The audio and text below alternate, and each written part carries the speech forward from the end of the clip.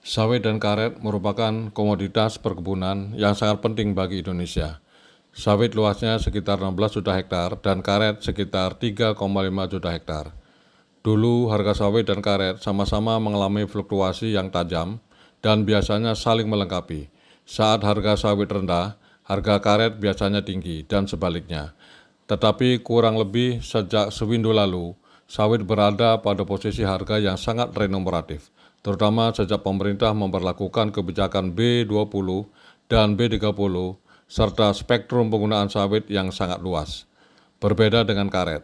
Karet sejak 10 tahun lalu harganya sangat rendah, untuk SIR 20 sekitar 1,3 sampai 1,5 dolar per kilogram, sedangkan harga pokok atau cost price lebih dari 1,5 dolar per kilogram, sehingga para pekebun karet umumnya merugi.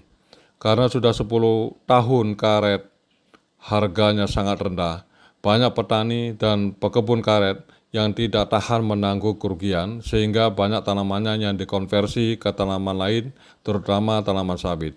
Sekitar 2 bulan terakhir ini harga karet mulai membaik, tapi sayangnya produktivitas tanaman rendah karena kebun lama tidak dirawat dengan baik. Sehingga saat momentum harga karet tinggi tidak diperoleh manfaat yang optimal.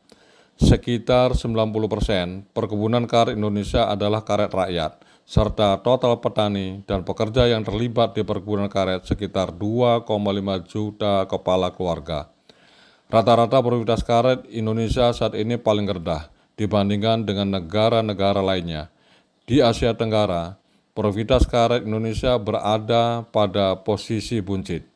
Saya kira pemerintah Indonesia mesti hadir untuk menyelamatkan petani dan industri karet kita. Jika tidak diselamatkan, tidak menutup kemungkinan suatu saat karet hanya menjadi komoditas nostalgia bagi Indonesia. Perlu fasilitasi dan bantuan pemerintah untuk menaikkan produktivitas perkebunan karet Indonesia dan selama masa tanam belum menghasilkan bisa diintegrasikan dengan tanaman pangan sebagai tanaman sela. Seperti pada sawit,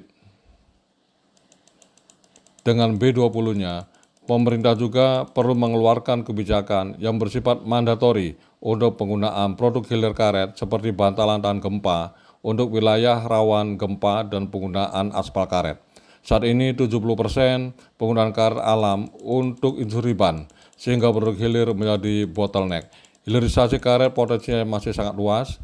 Jika pemerintah punya political will untuk memperbaiki industri karet, terutama di hulu melalui program peremajaan dan di hilir fasilitasi payung hukum untuk meningkatkan konsumsi produk karet dalam negeri, insya Allah para petani dan pekebun karet yang selama ini wajahnya kelihatan mesem bisa berubah menjadi tersenyum kembali.